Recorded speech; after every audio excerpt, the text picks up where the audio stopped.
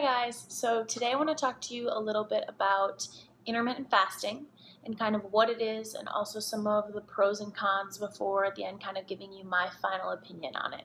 So first things first is what is intermittent fasting? So it's also known as IF, you'll see it abbreviated a lot, especially over the internet.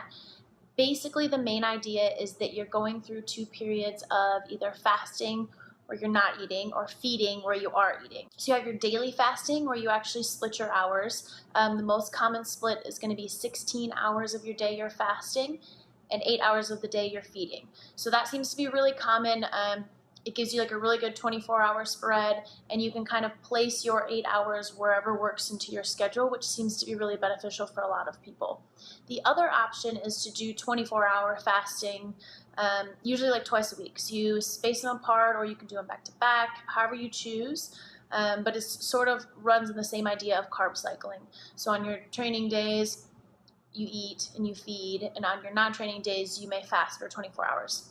So I don't want to go too much into the detail of each type. Everybody's different, and I really think if you're thinking about doing any sort of fasting, it's very beneficial for each person to go in, do the research, really understand the structure, and kind of think about your schedule and your personality and what you think is going to work best for you, and then give it a try. The best thing you can do is just try it for a day or two and see which one you like more. Basically, let's just talk pros and cons first. So a lot of the interest in this intermittent fasting that's so popular is because people are seeing a lot of great benefits from it, right?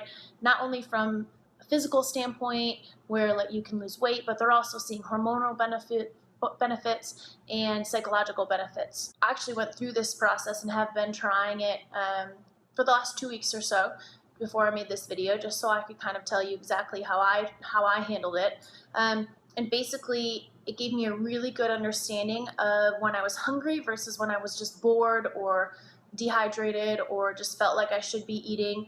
I tend to be a big breakfast person, and so I realized that I was waking up and eating even though I wasn't necessarily hungry, or maybe I ate really late the night before. And it just helps to give you an understanding of what your body actually needs to consume. And it also helps remove the stress of like, I'm on the go all the time, I'm always in different places, and it helps to remove the stress of always having a meal prepped and ready to go every few hours wherever I was, right? So I could go, which works out great for my schedule, I start really early and then I usually have a break in the afternoon.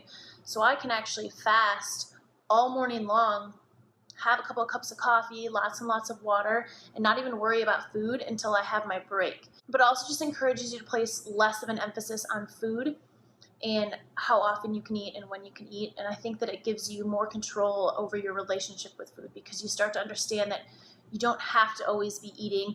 Your body can survive, you can feel good, and still have a lot of energy without consuming food every few hours.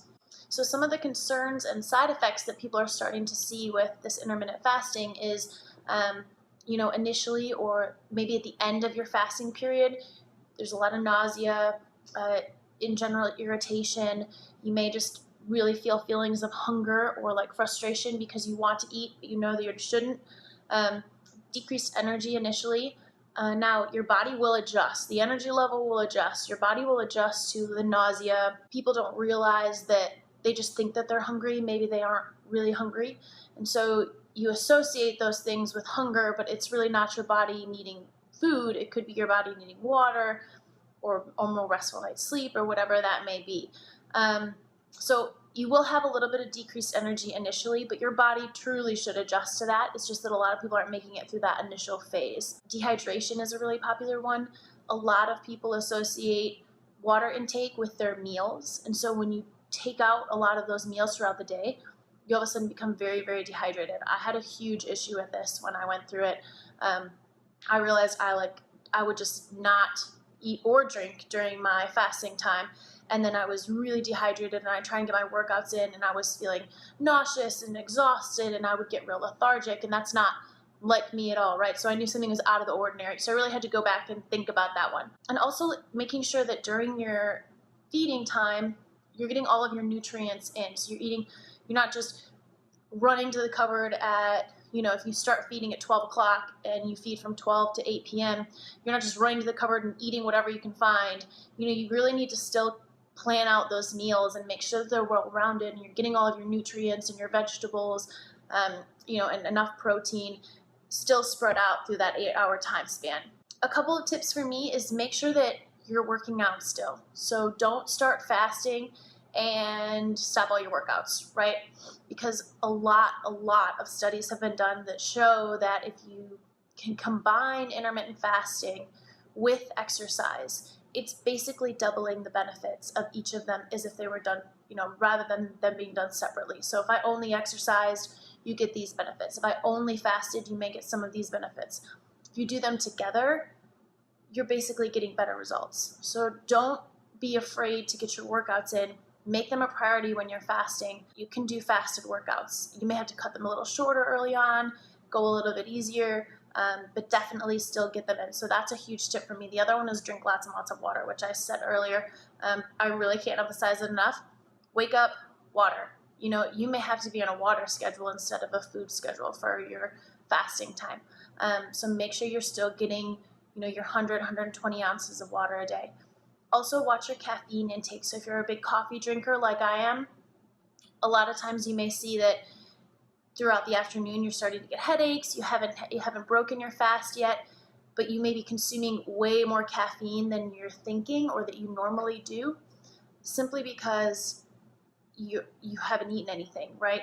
And so you're doing it as like a mindless thing. You may be replacing with food, but watch your caffeine intake, especially if you're a big coffee drinker.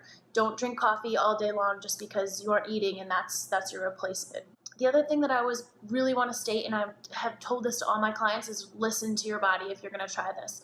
Don't be afraid to break your fast a few minutes early or a few hours early one day if you feel like you really need to or you're really hungry. You can always adjust the hours. So some people can fast from 10 a.m. to 6 p.m. Some people go from 12 to 8.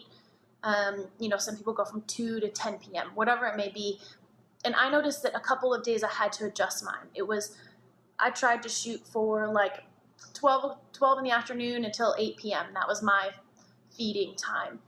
There were a couple of days I broke my fast by like 10. I was starving. I was exhausted. I was like, there's no way I can do this.